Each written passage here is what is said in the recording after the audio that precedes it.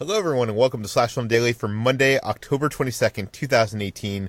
On today's episode, we're going to talk about what we've been up to at the water cooler. This is Slash Film Editor-in-Chief Peter Sciretta, and joining me on today's podcast is Slash Film Managing Editor Jacob Hall. Hello, hello. Weekend Editor Brad Oman. Hey, that's me. Senior Writer Ben Pearson. Hey, what's going on? And writers Hoai-Tran Hey, everyone. and Chris Evangelista. What? Is Chris not here? Wait, Chris isn't on the call. What? Oh, wow. We didn't even notice. How do we not notice that he wasn't even here? Because Chris doesn't talk until he needs to, so we all assume. I may as well leave this in the podcast, I guess. He literally just messaged in the daily podcast, I'm on whenever we're ready. Are you here? I sure am. Can you hear me? Hi. Hey, Chris. So, okay. So now we are joined by Slash Film writer Chris Evangelista. Hi. Who, by the way, seems to be the favorite co-host of this podcast. I went to the Magic Castle this weekend with a friend for his birthday, and he was telling me how much he enjoys Chris on this podcast. Oh, well, thank you, friend, whoever you are. I appreciate it. His name's Ryan. Okay, so let's jump into this. It's the water cooler. Let's talk about what we've been up to. I'll get things started. This past week has been filled with me trying to find a Halloween costume. I mentioned this last week. I am a bigger guy. I'm in the heavier range of the 200s. But that said, even in a place like LA where everybody is in shape, I do see a lot of people that are much bigger than me on a regular basis. I would not consider myself like the biggest guy in the room most of the time. But looking for a Halloween costume is horrible. Like, I went to like 3 different Halloween stores, and I could not find a Halloween costume that was, one, something I wanted to wear. You know, not like some generic pirate, generic Grim Reaper, that kind of thing, and fit me at the same time. But luckily, I was able to find a Mike Myers costume at Hollywood Costumes and Toys. It's a year-round thing there. And unfortunately, it's a Mike Myers costume from the Rob Zombie iteration. So, I was hoping you were going as Mike Myers, the comedian. No. Not going as Mike Myers, the comedian. Going Mike Myers, the serial killer. But you mean Michael Myers? Yes. Michael Myers, the You serial should go as killer? a scene from Michael Baby Myers. Driver. Mike Myers. Yes. He's not your buddy. He is my buddy. I'm going to be wearing his costume. Although it's a different shade of jumpsuit. It's a different mask. I don't like it, guys. But and I'm sure people are going to coming up to me and being like, "Why aren't you wearing the real Michael Myers costume?" I hope the real Michael Myers just comes up to you and says, hey, screw you, buddy. But I'm really curious. Like, why do you guys think that like they don't make Halloween costumes for bigger people? I mean, it's the same reason they don't make, like, the most fashionable clothes for bigger people. Unless you want to make, like, or spend a ton of money on it, you know? I mean, it's, for the majority of people, like, clothes are smaller sizes, you know? And so it's, that's just how it is. As a bigger guy, I feel your pain, Peter, but I've actually remedied it by just doing costumes that allow me to wear regular clothes that I can easily find, like in like a big and tall section if necessary, or on Amazon. Like this year, I went to a Halloween party as Wreck-It Ralph, and I just found my size of brown overalls and wore a plaid shirt under it and got the right wig to be Wreck-It Ralph, and just ran around the party saying I was going to wreck stuff. See, that's what I should have done. I should have like kind of cobbled together a custom costume. But by the time I like started actually looking, like even like ordering like a jumpsuit, because I was like looking into that, I was gonna make a Ghostbusters costume. Even that like was gonna take over a week to get to me, because you had to like buy it from like the Dickies website or whatever. But okay, anyways, so yeah, I found my Halloween costume. I'm excited for Halloween. It kicks off this week at the Magic Castle, so I'll be going to that. I mentioned last week, I went to that new doctor, Go Forward, which is kind of like the doctor of the future. I got a DNA test. I had submitted my saliva sample, and I got my DNA results back. Not for my health aspect of it yet. I'm going to go to the doctor to that, but I got my ancestry results back, and I am actually shocked, even knowing what I know about like the 3 generations above me.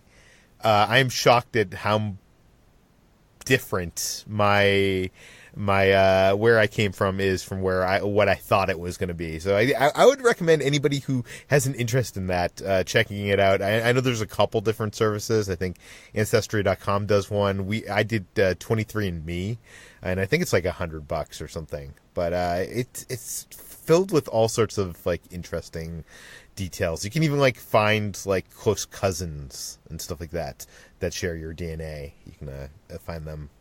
Anyways, I also I mentioned I was at the Magic Castle this past week. I saw the most awkward stage performance I've ever seen ever. Okay? So let me paint the picture for you guys. Okay, so this was a slow night. It was in midweek, so there wasn't many people in the castle for some strange reason. And we were waiting outside the parlor, which is this mid-sized room, fits 60 people. And there was only 10 of us there. And usually the magician who's performing there can decide not to perform if they don't fill up half the audience. So get 30 people. But he was from Australia. He had flown in from Australia. So he decided that he was going to do the show, even for 10 people. So that filled up like the first row, and the second row had me, the photographer from the Magic Castle, and one other guy. And this magician's amazing. He's been on Penn and Teller Fool Us. He opens his show producing, I think, like 8 tall glasses of beer from like an empty brown paper bag. That'll come into play later. Okay, so at the end of the show, he's mostly a comedy magician. End of the show, he has this serious. He's trying to do this trick that kind of paints magic as art, as kind of like serious music to it and whatever. He goes to the crowd to get someone to come up on stage with him to participate in this trick. And he picks one of the young women in the first row, and she comes up on stage. She sits on the chair, and he has her pick from like 60 cards that have celebrity names on them, right? And she picks a card, and then starts ugly crying up on stage for apparently no reason. Like not just like a little bit crying, like ugly crying. And like the magician didn't know what to do, and he was like, "Are you okay?" And she was like, "Yeah, I'm just emotional." And she asked the magician if she could chug one of the beers that was on like the table behind them that he had pulled out of the brown paper bag, which I'm not even sure were beers because I don't know, maybe they're just colored water or something. But he, not knowing what to do, agreed. So she chugs like entire, one of those huge tall glasses of beer. You can tell I don't drink beer because I don't know what that's called. What is that called, guys? What, like the glass name? Yeah, like Pilsner or like something. I don't know. Like a pint you're thinking I of? guess it's a pint. No, but it's not like, it's not girthy. It's tall. No? A Stein? I don't know. Okay, anyways. Anyway, she chugs the beer, and during the rest of his act, which is set to music, and it's supposed to be this artsy, beautiful thing, she's still crying during the whole thing. And the whole audience, except for her friends, seem to think that this is a normal thing. Or at least acting like it's normal. And the whole rest of the audience is looking at each other like, what is going on here? This is so incredibly uncomfortable and weird. And, yeah, it was just really strange. And for the rest of the night, me and, other people there were trying to figure out what might have happened. Our two theories are, one, maybe she just broke up with her boyfriend because when she got called up to stage, she said to the magician, like, "Are you single?" So that's the one piece of evidence there. And then the second thing was she picked a card that said Marilyn Monroe, and we're wondering maybe she had like some kind of deep connection to Marilyn Monroe, or maybe she has some ancestry to Marilyn Monroe, or I don't know. It was just weird and awkward and uncomfortable for everybody involved. So yeah, that's what I did this past week. Jacob, what have you been up to? As I teased last week, I went to 2 haunted houses in the Austin, Texas area. Friday night at the House of Torment, and if you live in Austin or have been through Austin around this time of the year, you've seen billboards for it. They're the big draw in the city. Located in a big industrial park and giant warehouse. They have 3 big houses. They're the big multi-million-dollar operation. I go every year, and every year it's a good time, and this year was no different. They're a very good haunted house. They have production values that are extremely high. There's clearly a lot of money put into them. It's comparable to Universal Studios' Halloween Horror Nights, if you ever have been there or watched videos of that event. Lots of big special effects, animatronics, actors in full makeup. Just a really, really great show. They put on a really good show when you're in the house. But the issue I had this year was that the house really hasn't changed over the past 3 years. There have been tweaks here and there, but it's been years since they've made like a massive theme change or add a new set piece or really changed things up or shaken things up. And the line situation is a nightmare. I mean, we bought the Fast Pass tickets, which means you get a shorter wait. But if we had bought general admission, we'd been in line for hours and hours and hours. And even then, there's also the more expensive skip the line tickets, which means that even the Fast Pass people have to wait a little bit because there's so many skip the line tickets going through. And once you're in the house, it's a great time. Wait a second, Jacob. How much do like these tickets run for like an event like this? I think we ended up paying. I think we bought our tickets at a special pricing event where we were able to get our tickets for $18 each, but that was because we bought at a very specific window over a month ago. I think usually, off the top of my head, the skip line tickets is maybe $60. Fast Pass is maybe $45, $50, and general admission is around $30. Oh wow! So it's, even though it's pretty much been the same thing, it's impressive. It's slick.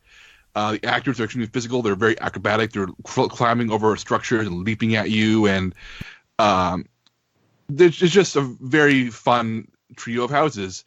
Even though in between houses you're essentially waiting in line in a parking lot, the management isn't great. The people running the lines seem understaffed. Everybody seems like they're overwhelmed at all times. In between the actual haunted housing, it's not a great experience, and it was more noticeable than ever this year, which is why I want to talk about Scream Hollow, which is a house about 45 minutes from Austin, located near Bastrop, Texas, out in the middle of nowhere. You literally drive down dark country roads. You have to turn onto a dirt, unpaved, light-free road to get there at one point. And you're literally minutes from where they filmed the scenes from Texas Chainsaw Massacre. It's that kind of vibe in the middle of the woods. You get there and you park in the parking lot, which is literally a dirt field, grass and dirt field. And then you walk into the compound, and it is a massive fire pit with a stage with live music. There is a restaurant serving, fast food, but food with tables and picnic tables everywhere, all outdoors, some covered. There's a full-service bar. There's a gift shop. There's a palm reader. There are live entertainers. There are people in costume walking around scaring people and also posing for pictures. There is a corner full of rows of seats where they're playing old Universal horror movies with subtitles on, so you can kind of hang out and watch movies on silent. And then there are 4 haunted houses, which are never as slick as House of Torment. They don't have like these multi-million-dollar budget, I don't think. But they have this location, and they have a sense of atmosphere that you can't, create in a parking lot in downtown Austin. You're walking through houses, like you enter one house, and you go through a series of rooms, then you exit out the back of the house, and suddenly you're in the middle of the woods, following a trail of lights. And it takes you to another building, enter a building for a few more rooms, you're out again in the middle of the woods. And all the houses are like this. All the houses are like dozens of buildings if you're going in and out and having to navigate yourself around different locations, indoor and outdoor.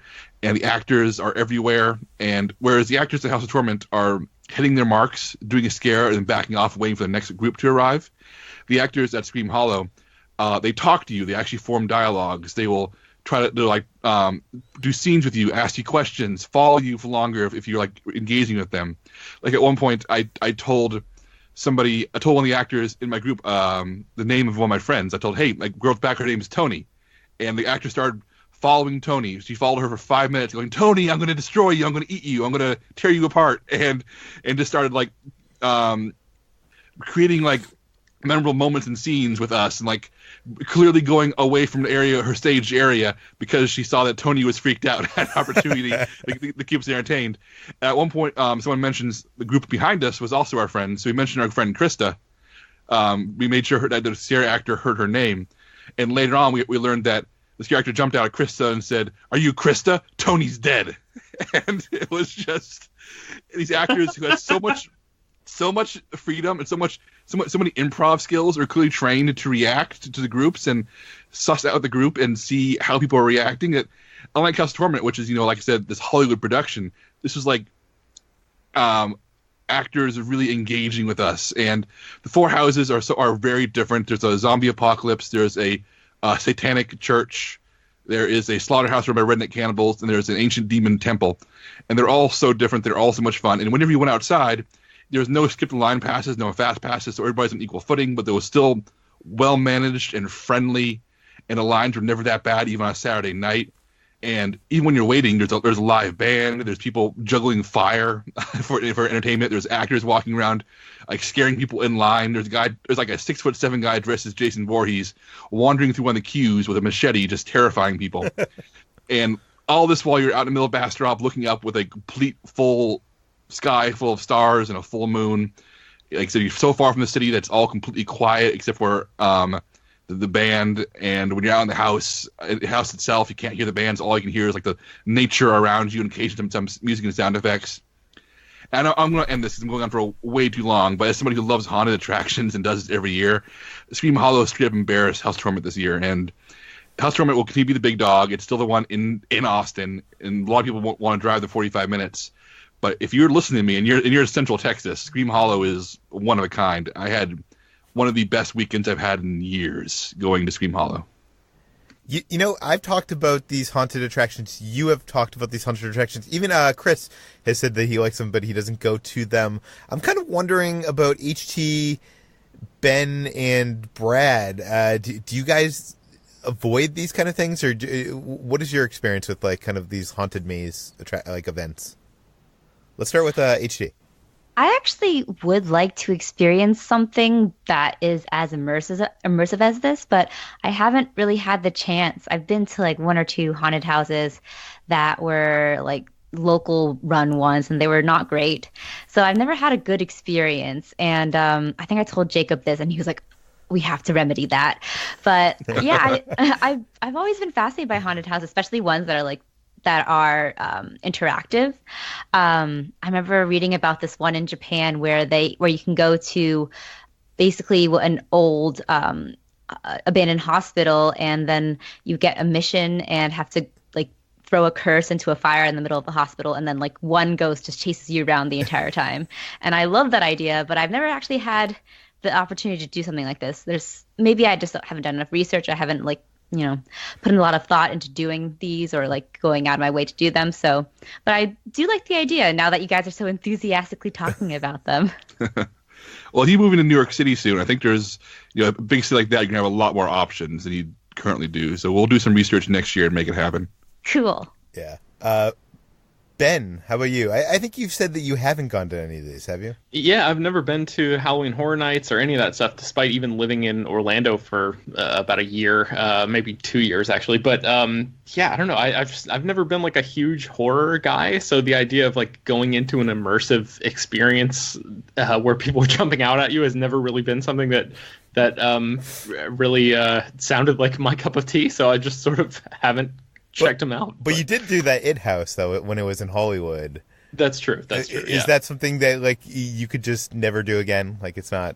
No, it certainly didn't. It didn't scar me for life or anything like that. It was fine. It just wasn't. I imagine that the types of experiences that you guys are talking about are way more immersive and like impressive, frankly, than that, which was fine. I mean, the It House was really cool, but it was very clearly something that was limited in its scope and was put together in, a few days or a week or however long it took to build. And these things sound like, they have like actors who are like really participating in the experience, and the It stuff was more like it was more ambiance driven than like experiential, I guess. So I don't know. I mean, I'm not opposed to the idea. I've just never I've never been one to seek it out myself. We're gonna have to encourage you to go to one of the things next year. Brad, how about you? Is there not these haunted events in Indiana?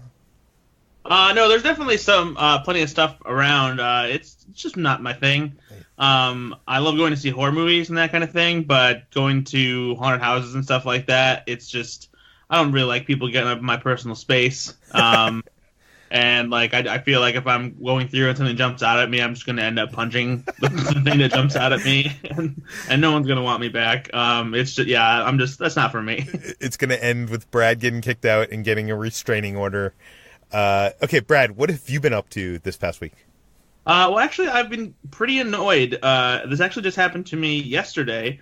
I haven't used my Xbox in a while, and I was about to yesterday to put in a DVD copy of a movie, and my TV wasn't recognizing that the Xbox One was connected to it. It was on, and it should have been recognizing it, and I swapped around the HDMI cables to see if that was an issue. I swapped them out with something else that was connected to the TV that definitely worked. I tried a different HDMI slot, and it just was not working, and I plugged it into another TV that I had to see if that was if it was an Xbox issue, if it was a TV issue, and it worked perfectly on my other TV, so it seems to be an Xbox issue. And I looked this up, and it sounds like there's some kind of problem that hasn't been resolved yet with some Samsung TVs, where all of a sudden it just stops recognizing that the Xbox One is plugged into an HDMI slot. And it doesn't seem like there's any real remedy for it. The firmware on my TV is totally up to date. My Xbox One is up to date. And there's just it's just a problem apparently that has happened. There was like a forum that I found where people were pissed off at, and there was all these like troubleshooting things as far as swapping the cords, which is exactly what I did, doing a soft reboot so that you reset the resolution settings, which didn't work. So I'm not really sure what the issue is. So if there's anybody out there who works at Samsung or works at Microsoft and knows how to fix this, or if you're having the same problem and you fix it yourself, please let me know, because as of right now, I can't use my Xbox on the TV that I like to use. Well, Brad, it sounds like you need to buy a new TV. That's not going to be a good idea. I guess if I just want to use my Xbox, I'll just have to put it on my other TV and just, it's a first world problem, obviously, but it's still very frustrating. Yeah, that is annoying. Okay, let's move on to what we've been reading. Jacob, what have you been reading? Continuing my trend of reading horror books this month, I read Penpal by Dathan Auerbach. This is something I think a lot of people have read before it was a book. It originated as a series of forum posts, creepypasta stories, years ago. And eventually Mr. Auerbach collected them all into a book, cleaned them up a bit, and self-published it. And the movie rights were actually bought in 2012, but nothing has happened yet. And reading it, it was recommended by people who told me it was genuinely scary, and they're right. It's very scary. I read it almost entirely in one sitting. It was just edge of my seat, chewing my nails, upset by it. The basic gist of it is an adult recounting a series of childhood memories that he did not realize were connected, and doing more investigations and learning from his mom certain things that fill in certain holes in his childhood memories about horrifying things that were happening right outside of his field of understanding when he was a young man. I'll leave it at that in case you want to read it, because it's really about the mystery, uncovering the puzzle of him discovering what happened to him when he was a kid, what happened to his social circle and everybody around him. And it definitely feels like something that was written as on the internet at times. The prose is sometimes really choppy. It's maybe too flowery for its own good. It's very much a first novel, very much a self-published first novel, but points for where it does work. And when it gets scary, it gets really scary. And reading it, I kept on thinking it would make a much better film than it would a book, possibly, because there's elements there that I think would play out really well on the screen. So we'll see if the movie ever happens. It is a very scary book, but it's not high art. It's just more of a really frightening experience. For sure. Ben, you've also been reading something. Yeah, I read Ray Bradbury's The Halloween Tree. I think if I remember right, Chris talked about this time last year, and I grew up watching I think it was 1993. There was an animated version of this story that Ray Bradbury wrote and narrated. So I grew up watching that when I was a kid, and I really loved the story, and I just had never gotten around to actually reading the novel, but I found it at this used bookstore not too long ago, and had been saving it for October, the Halloween season, to make it more appropriate. So it's a very, very quick read. And it's a really cool story. It's basically about these kids who go trick-or-treating on Halloween and basically get caught in this whirlwind experience of going through time to discover why they're dressed as the characters that they're dressed up as. Like, they learn about the history of witches and the history of gargoyles and all sorts of cool things like that. So it's a very simple story, but Bradbury really, his prose is so. I used the word experiential earlier, but it's very. I don't know, Chris. What do you think about this book? Help me out here. Oh, it's great. Bradbury's prose it's very whimsical and magical, and he has a great way of saying. He has a great way of putting like feelings into words, because the way he strings sentences together are ways that like no one would ever think to string them together. Like they don't read like normal sentences, but just the vibe he's able to invoke with just a few words is just incredible. He's one of my favorite writers. Yeah, it's super evocative, and it's one of those things that sort of like makes you like nostalgic for, and I think this is separate from the fact that I grew up watching the animated version, but it just sort of makes you nostalgic for like this perfect Halloween experience that you had when you were a kid. Even if you never actually had that experience, it captures that feeling so well and that vibe so well. So anybody who loves Halloween, I think this is a book definitely worth reading. I think it's probably more designed for kids, but I obviously enjoyed it as an adult too. I'm going to have to check this out. I am a big Disneyland fanatic, as you guys know. And in Frontierland, in front of the Golden Horseshoe Saloon, during this time of year, is this big tree that is decorated with red and orange lights and has jack-o'-lanterns hanging from it. It is the Halloween tree, which is based and inspired by this book. Bradbury, I'm not sure if you guys knew, but he helped develop some attractions at Disneyland and Disney World resorts, most notably Spaceship Earth at Epcot.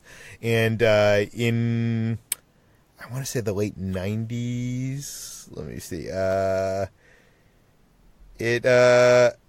no, actually 2007, is when they made this Halloween tree for Bradbury in Disneyland and dedicated it to him. Obviously, he had passed before that. But so if you're in Disneyland ever, Chris and Ben, you can during Halloween time, you can visit the actual Halloween tree. One of the rare occasions where you can find a property not created by Walt Disney, kind of in his Magic Kingdom. But okay, let's move on to what we've been watching. I'll start this one off with Halloween, because I think all of us have seen this movie at this point. I thought it was very good. Judging by the buzz coming out of Fantastic Fest and Toronto International Film Festival, I was expecting it to be amazing, and I think it was a couple steps below amazing. It's good, but not great. I think the soundtrack's awesome. I'm going to have to download that. And for someone like me to say I'm going to download a soundtrack nowadays, and I'm not listening to much music, it's just great all around. I loved the third act. I thought the film had fun kills. I do think it's kind of funny how far this movie goes to get Michael Myers out of prison with the mask that he wore, with a jumpsuit and a knife, it's almost kind of a comical series of like, we have to get him to this place so he can get the mask, and we have to get him to some place where he can get a jumpsuit. I don't know. I'm not spoiling anything, but I just found that a little bit funny. I did find the comedy to be a little bit out of place at times, especially like the two cops in the car having a discussion about a sandwich. It just didn't seem to further the plot or just, I don't know, fit. The thing I hated about the movie, we'll talk another day about, but I hated the doctor, the Loomis replacement, and we won't get further into that today. But I guess let's start with Ben. You also saw Halloween. I did, yeah. I had just watched the previous one, or actually like the original one, the 78, I think, is when the first one came out. So yeah, this was it was sort of fresh on my mind, and going into this sequel, I had a really good time with it. I mean, I guess I would agree with you, Peter, that it was good and not great for me. But I think this is about as good as they could have done with resurrecting this story for the modern era. I think there's a lot of really interesting thematic stuff in it that I don't necessarily want to get into right now because I feel like it might spoil the experience for people. But I think there's a lot going on in this movie that is worth discussing. I just don't know if right this second is the time that we should discuss it. But maybe we'll have a more detailed conversation about it later on. Yeah, I think we'll have to do a whole spoiler discussion episode later this week. But Brad, I know you saw this movie and you loved it. I did, yeah. It's just I think that it's this fantastic homage to the original, but also progresses the franchise into a direction that is great for the character of Laurie Strode, and it's especially I think during this this time in sort of society and culture, it has a lot to say about trauma and how we deal with it and survival. And fighting back, and aside from that, just the general Halloween, aspect of it. It's great to have Michael Myers back. He's more brutal this time. Like you said, the score is fantastic. There's a lot of clap and cheer worthy moments. There's great references like Easter eggs to the original movie. That are both like kind of winks and nods, but also really clever ways of turning the what people would expect on its side. And yeah, I really, really enjoyed it. I don't have a problem with some of the things that you guys are talking about that we're not digging into in detail. I actually think that it works really well in the context of the movie. And yeah, it's just, I was so satisfied with it. It was pretty much exactly what I wanted from a sequel like this. HT, you also saw this movie. Yes.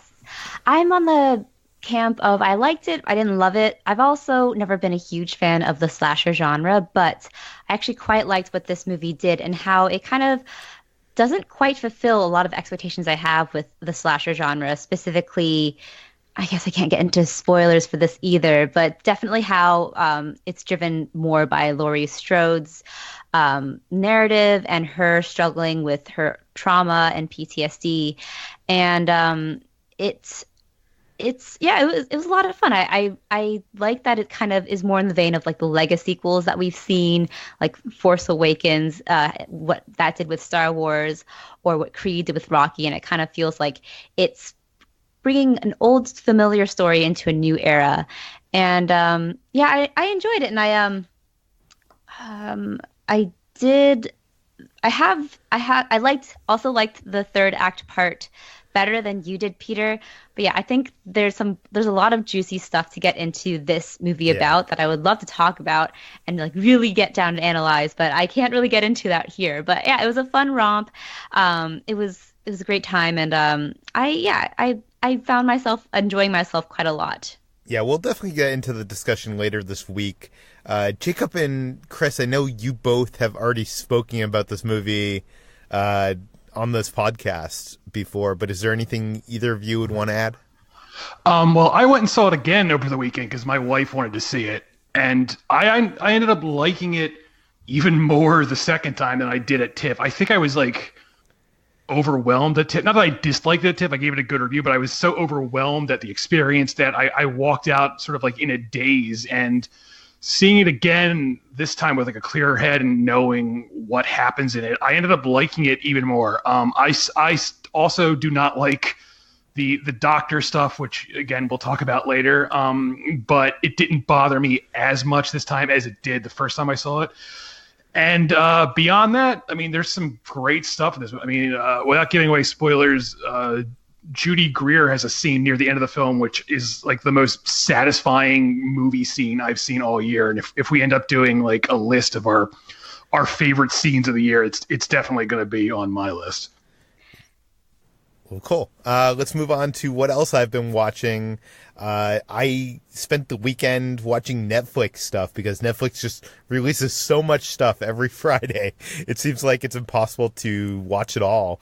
I watched the Derren Brown Special Sacrifice. Derren Brown is this UK mentalist who has recently been doing kind of specials where it's like hidden camera stuff where he puts a person in a situation and tries to orchestrate the situation in a way to lead to like some big moment.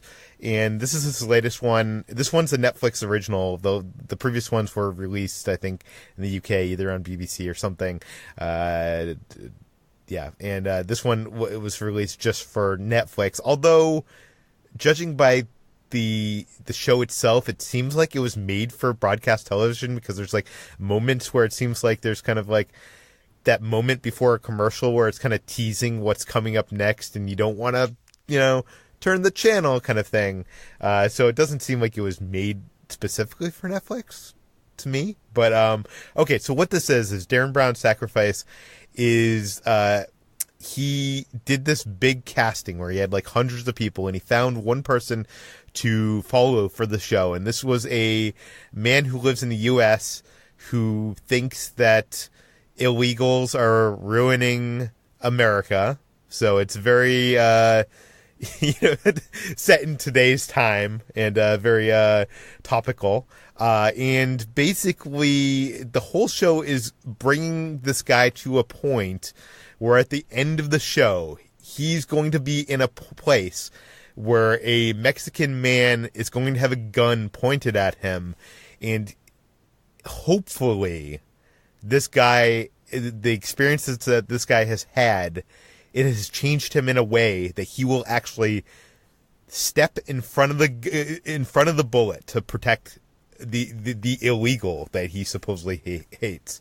Now I know this is, he's taking a complex issue here and he's simplifying it down to almost a silly thing, but it's kind of enjoyable in the way of I kind of love, those moments in Truman Show where we see the director behind the scenes orchestrating, this cast of people to try to get Truman to do specific things.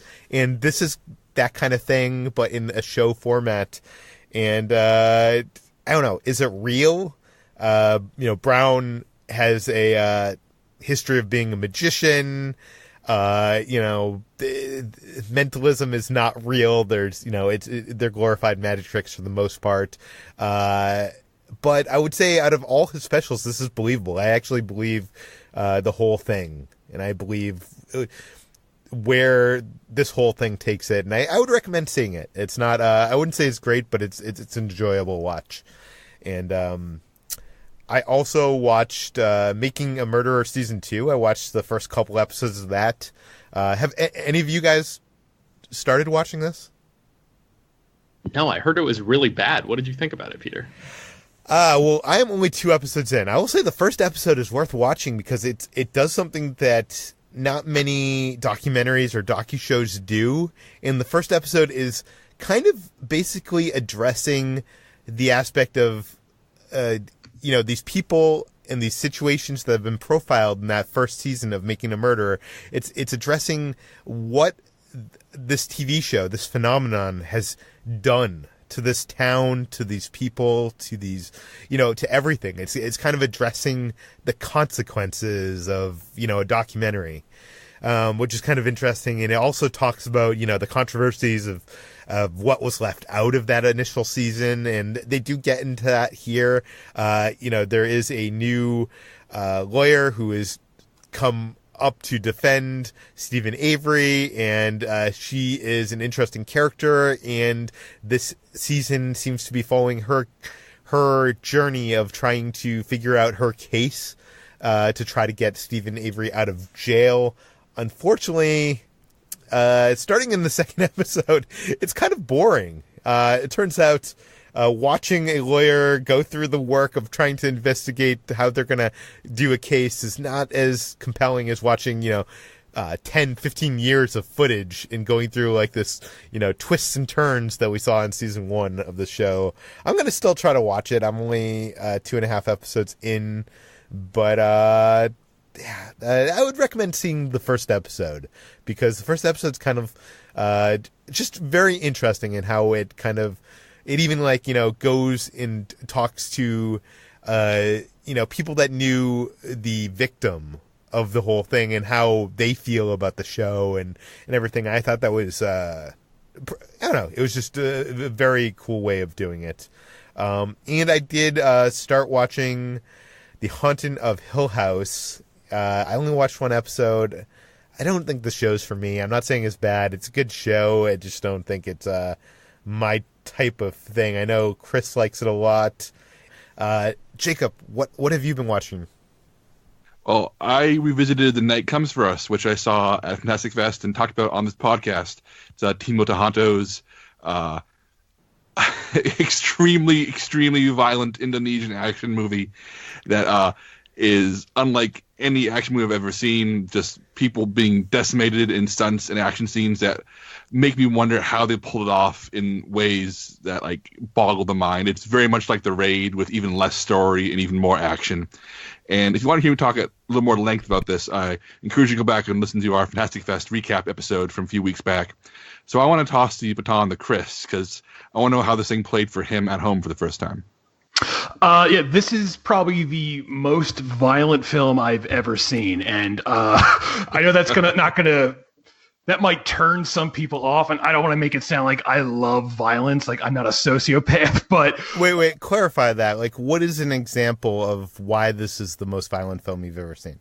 It's non-stop fight scenes, and these fight scenes aren't normal Hollywood fight scenes where people get punched. This is people jamming animal bones into each other's heads. It's insanely graphic. It's I've never seen. I've seen a lot of violent movies, but I don't think I've ever seen something this insanely violent. It's just unrelenting. And again, I know that's not going to be for everyone, but if you have a certain predilection for violent action movies, you're going to get your money's worth of this, because it's very exciting. The plot is very simple. The plot is almost secondary. It's literally just an excuse to watch one guy fight his way through 8,000 people who are trying to kill him. And I don't think this movie is going to be for everyone. I'm pretty sure if I showed my wife this movie, she would file for divorce. But if you like certain sort of films, this is going to be for you. I enjoyed it. Yeah, my wife was screaming through it like it was a horror movie, because this is straight up a horror movie violence. It has the pacing and plot of an action movie, but the violence is straight up slasher movie craziness. It is every kind of injury and maiming you can imagine by any kind of weapon out there. At one point, there's a fight scene between 2 main characters, and I described it to my wife as, this fight scene uses a room like a buffalo. Every part gets used, because if there's an item in that room, it is used to hurt somebody in some way. It is a remarkably crazy movie, and as Chris said, if you have a strong enough stomach for all the machete violence in the world, it is truly exciting. And what else have you been watching? Following The Night Comes For Us, I rewatched Child's Play very late at night. It's streaming on Hulu right now, and Child's Play holds up. I know Slash Film has a few writers who are big fans of this franchise in general. I know Chris is a big fan. Matt Donato, who writes for us regularly, is a big fan. I'm not as big on the Child's Play movies. I think they're generally good, but I don't love them. But Child's Play is the one I like the best. I like that Chucky hasn't evolved into a wisecracking caricature yet. He's still a mystery. He's still scary. And I like that it saves, the reveal that, oh my god, this doll is alive and murdering people as a halfway point thing. Up to that point, it's still very much up in the air if Chucky actually is a supernatural entity or not. But this one holds up quite well. Also, I watched, speaking of Derren Brown, since Peter watched Derren Brown's Sacrifice, I rewatched Derren Brown's The Push with some friends who had not seen it. I have not seen this one, strangely. It is, yeah, I think I watched this one, Peter. It's one of the few Derren Brown specials I want to watch twice because I want to watch people's reactions to it. And the basic gist is that he goes, the casting call for looking for people who are socially compliant. Finds a guy who's very socially compliant, and he goes with the crowd, does what he's told. Tells him he did not get a spot in the show, and then lures him into a special event where everybody else is an actor, where he'll be manipulated to the point where he'll essentially be peer pressured into committing murder, and see if he'll actually go through with it. And it's pretty much Derren Brown as Derren Browniest.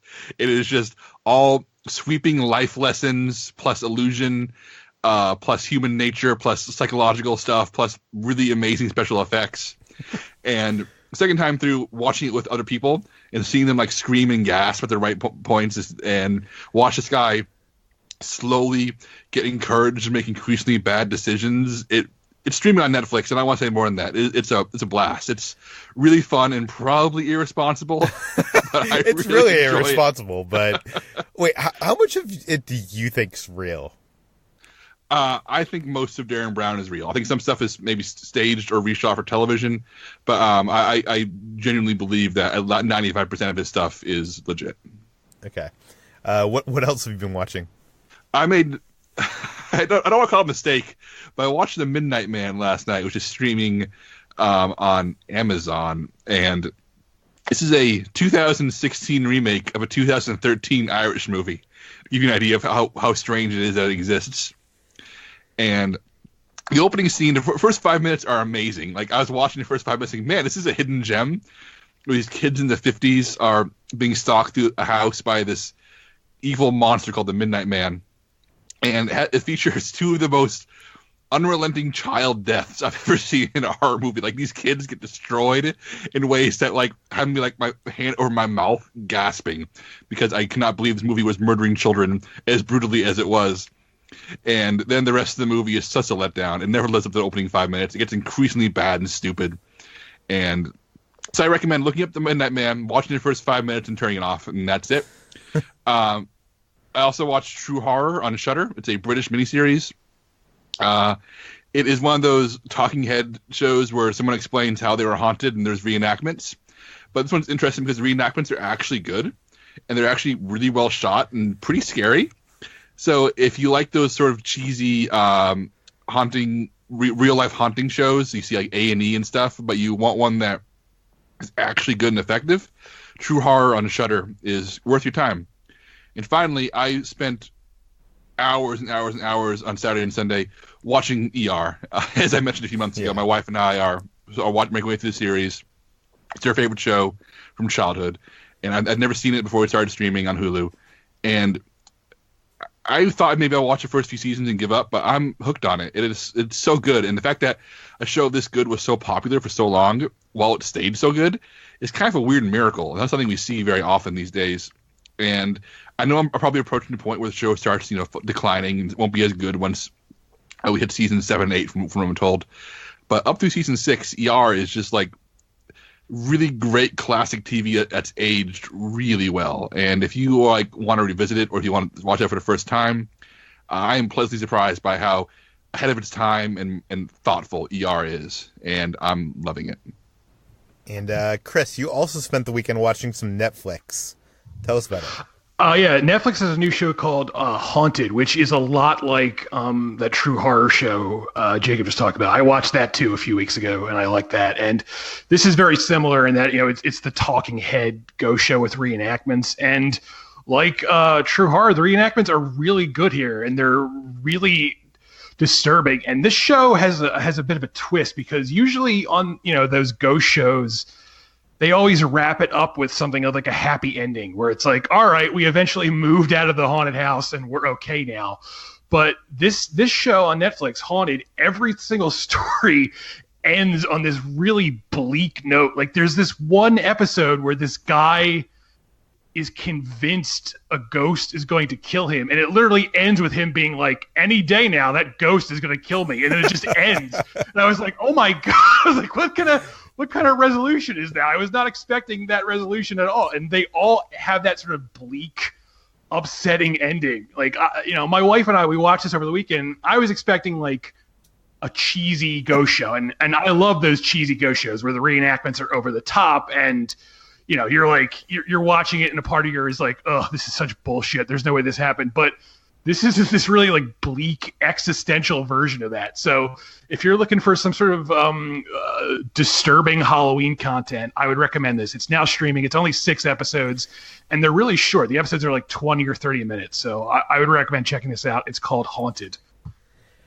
I was also thinking, guys, I was watching the Haunting of Hill House, and there's at one point they're like fixing up a old house. And we were talking last week about the Property Brothers doing, they're going to have their story adapted by Hollywood. Yes. I was wondering, why has Hollywood not done a horror, found footage? It's, an HGTV show where they're like, the show is, them completely flipping an old house, which just happens to be haunted. And then that is the premise of how, they capture all the, shit that goes down. I mean, is that the worst idea, or is that the... It's a great idea. And I had a conversation with my wife just recently, because we watch Property Brothers all the time. And there's so many found footage movies about like people making haunted houses and the haunted houses actually being haunted that like I'm shocked no one's made this. There is one movie I saw ages ago. It's terrible. I don't remember what it's called, where it's sort of a House Hunters International style looking for a house in a different country reality show. But they find a haunted house and things go wrong. But nothing. Well, it was terrible and not good. And I think a renovation of an old house is a much better idea. I don't know. For me, with found footage stuff, it's always about like getting the fact that they're recording the stuff be believable. And, sometimes, it goes over that line and it annoys me.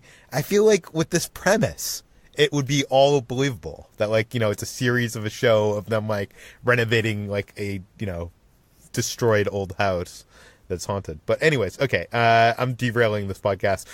Ben, besides Halloween, what have you been watching? Yeah, so my wife and I were on our trip when A Star is Born came out, so we finally got around to seeing that, and I don't really have a hot take. I really enjoyed it. I'll have to go back and listen to the episodes where you guys talked about that movie in a little bit more detail to see how my thoughts sort of align. But, it's a hell of an impressive directorial debut from Bradley Cooper, I think. And the performances are great. I really enjoyed the music, and a lot of times for me, I know people sort of go crazy over soundtracks for movies like this, and I'm sort of like, oh yeah, the music was fine, but I actually really, really enjoyed all of the songs in this film. Like I said, Sam Elliott was really good. I think it's one of those movies that I like more the further away from it that I get, because when I was sitting there, I found myself not fully connecting to some of the moments that I know that the movie really wanted to be like emotional powerhouse moments. But after I left the theater and even into today, I'm still thinking about the movie, and it's sitting with me in a way that I didn't expect it to. So I was a big fan of that one. And then I also finished Ozark season 1.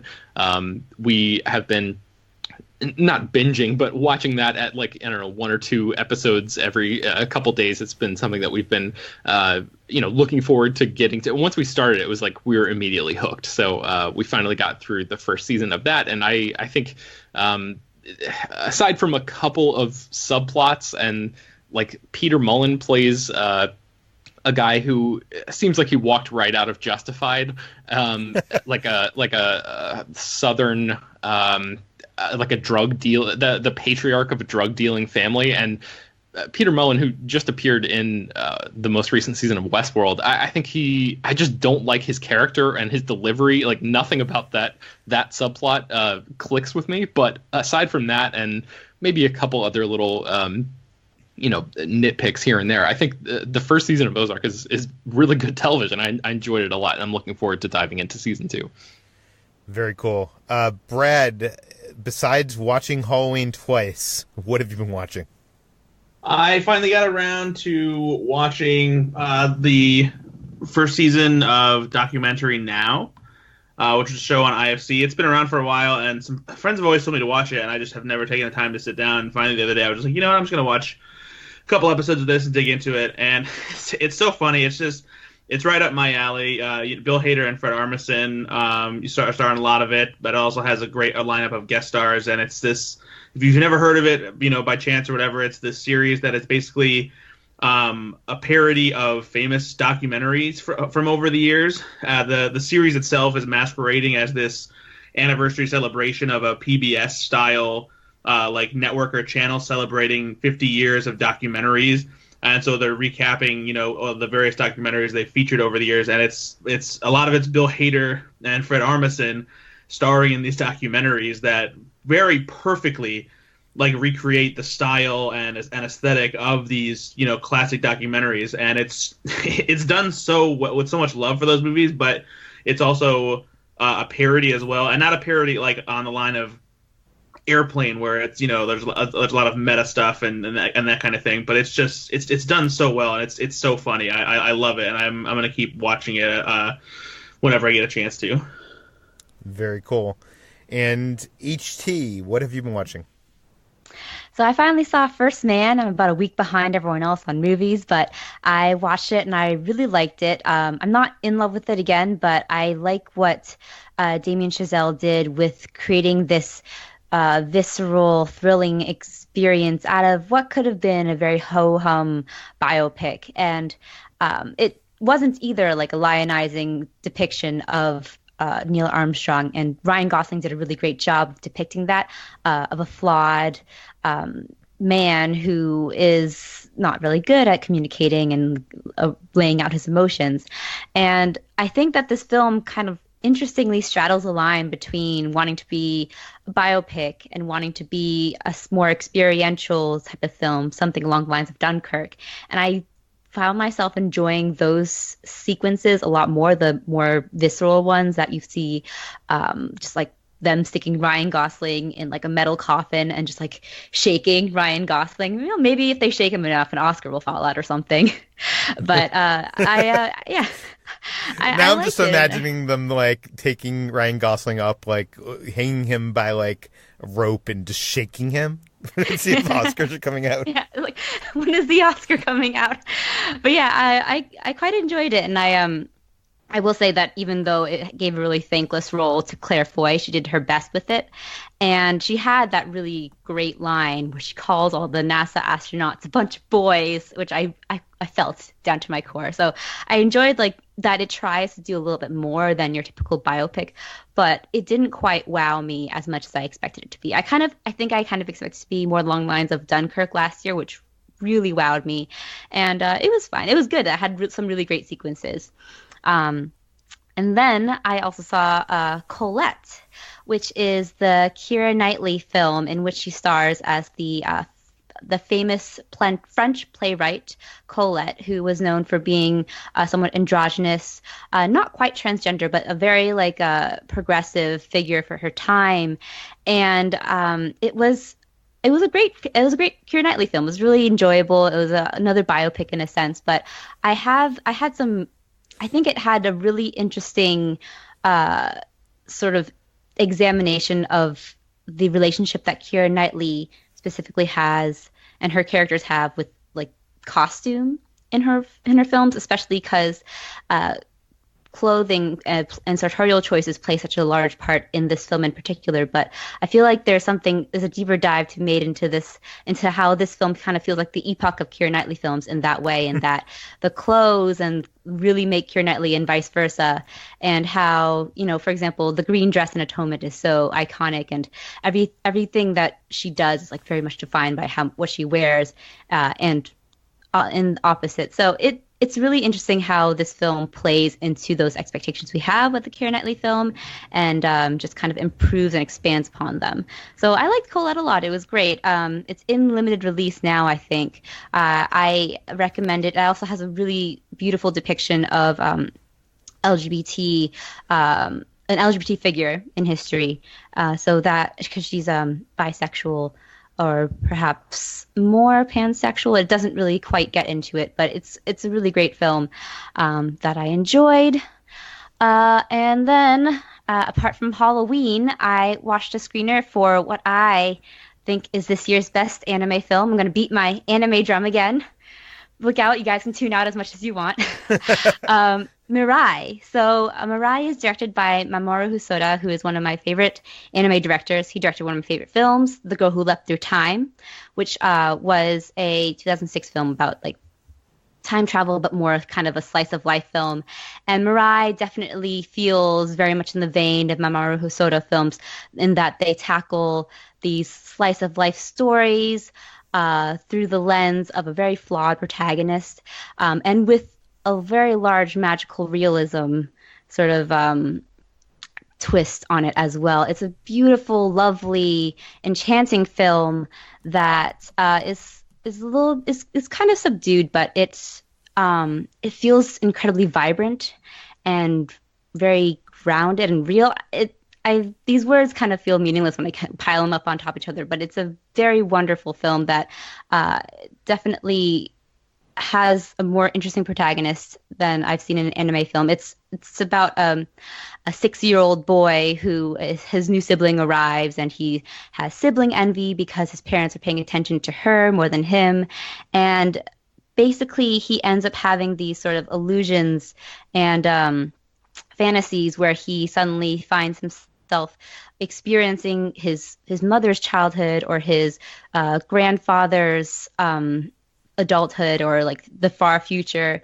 And it's a beautiful examination of just family legacy and life and family connection. So I highly recommend it. It comes out in limited release in U.S. theaters November 30th, so it will be coming out in the U.S. this year, and I'm very excited for it, and I hope that you guys can check it out if you can. I will try. And also that the time travel movie from the same filmmaker, what was that called? Oh, The Girl Who Leapt Through Time. I'm going to have to check that out as well. Okay, let's go on to what we've been eating. Brad, what have you been eating? It's just me. It's always just me.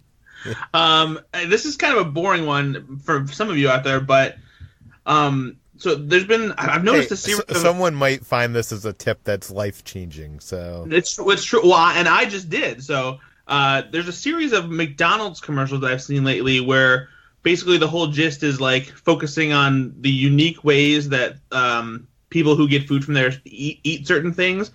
Like, for example, some people like to dip fries in their milkshakes. And some people that go to Wendy's... Those people are insane. Yeah, some people like to dip their fries in Frosties at Wendy's. There's one that I noticed, though, that I had never thought of before, and I was like, oh my god, that's a brilliant idea. And it's a series of people taking their hash brown from McDonald's breakfast and putting it on their McMuffin or whatever breakfast sandwich you get. So I normally, if I go to McDonald's and get breakfast, I usually get a sausage, egg, and cheese McMuffin meal, and it comes with a hash brown. I've always had the hash brown separately, but I was like, I'm going to put the hash brown on the sandwich this time. And it's seriously a game changer. It's because the hash brown is so crispy, and you put it on the sandwich, and it's this great mix, like adding the potato to the sandwich, and it adds a crisp to it. And I'm gonna do it every time now because it was freaking amazing. See, if McDonald's was owned by the same company that owns Taco Bell, they would make a breakfast sandwich where the bread is actually replaced by the hash browns. No, see, that would be KFC. KFC would do KFC, yeah. Well, yeah. No, Taco Bell also did the chicken taco thing, right? Oh, that's true, yeah. They did the egg taco, too. Yeah. Wait, egg taco? You didn't see that? No. They made a breakfast taco where the shell was a fried egg, basically. Weird. Wait, so... Brad, how do you eat that? They put it in like a cardboard taco sleeve so that you can like peek it out over the edge of it and eat it like that. It sounds like a bad idea. It was pretty good. I tried it. They don't still have it? I don't think so. I think Okay. they bring it back every now and then. Interesting. Okay, let's move on to what we've been playing. And again, this is only Brad. What have you been playing? So I'm obsessed with the new Halloween score. It's easily one of the best parts of the new movie. I waited to listen to it until I saw the movie, just because that's my thing. I don't like to listen to film scores, even if they're out a week or two before the movie is out. I want to see the movie first and hear the music in context, and then listen to it afterwards. So I've been listening to it ever since I saw the movie, and yesterday... And that way you avoid spoilers, too. I remember Exactly. episode 1 coming out, and there being like Obi-Wan's... Or, no, who was it? Qui-Gon Qui-Gon's Jinn's funeral. What? Qui-Gon's noble end, wasn't it? Something I like thought that. it was his funeral, but maybe it was... Yeah. Either way, it totally spoiled that movie for me. Okay, go on. I'm sorry. But yeah, so I've been listening to it nonstop, and yesterday my mom hadn't seen Halloween yet, so we went together to see it. And when we got home, I dropped her off back at her house, and as she was going into the house, I plugged my phone in, and I brought the soundtrack up, and I turned up my radio. And there's one track on the soundtrack, The Shape Returns, where the very first thing you hear is the signature sound, the Dylan. And I played it really loudly, and it scared the shit out of her, and it was hilarious. I need to download that soundtrack. That soundtrack, like, I love how it's like the same thing, but it just gets like grander and more epic in like its scope. But yeah. Anyways, that brings us to the end of today's Slash Film Daily. We have too many people on this podcast to go through everybody, but you can find all of us on slashfilm.com, or you can search our names on Twitter or social media. You can find this podcast, Slash Film Daily, published every weekday on iTunes, Google Play, Overcast, Spotify, all the popular podcast apps. Please feel free to send us your feedback, questions, comments, concerns to peter@slashfilm.com. You can also ask your life advice from our own Chris Evangelista at that same email. That's peter@slashfilm.com. And please go to our iTunes page, give us a 5-star review, write some good words, tell your friends, spread the word. We'll see you tomorrow. Hey, Peter, do you know what time it is? What time is it, Jacob? It's time for me to read from the gargantuan book of insult, offense, and effrontery by Louis A. Safan. If you must. You know, when Jacob said that, I could imagine poking his head around a corner like a haunted house like worker. Now, I don't want to disrupt your plans here, Jacob, but is there a section of this book that has something to do with Halloween? My guess is no, because it's an all-purpose guide, not a seasonal guide. The only purpose that thing should serve is kindling for a fire. Well, I don't see any sections for Halloween, but I did open up to the random section on features, in case you guys want some good old physical insults today. Okay. Go for it. Jesus. Ben, he's a man of polish, mostly around his head. Sure. Okay.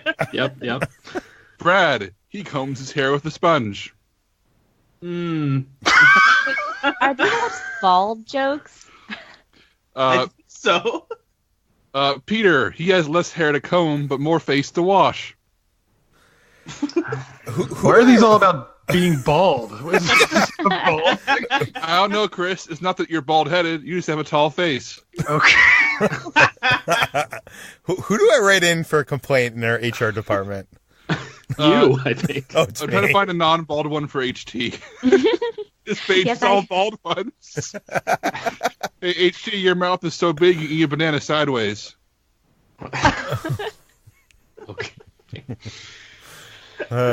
Joke's on you. I love bananas. I just pictured a cartoon version of HT that's kind of like that Japanese game show where, you know, there's like a shape and the person has to jump through it in that shape, and she like all of a sudden her like mouth goes into the shape of banana as the banana is just coming towards her. Like a body horror type image right there. Okay, I think we've had enough. I think that's enough for this week. I'm actually surprised that there is not a Halloween section. I'm surprised too, actually. I slipped through the table of contents and Not even a Christmas section or holidays? no holiday section. Wow. Yeah. I wonder if there's a sequel to this book. Now we know what to second write edition, in. for Yeah. sure. Yeah. Actually, there's a birthday section. I think that's it. Okay, we're leaving it there. Thanks for listening, guys.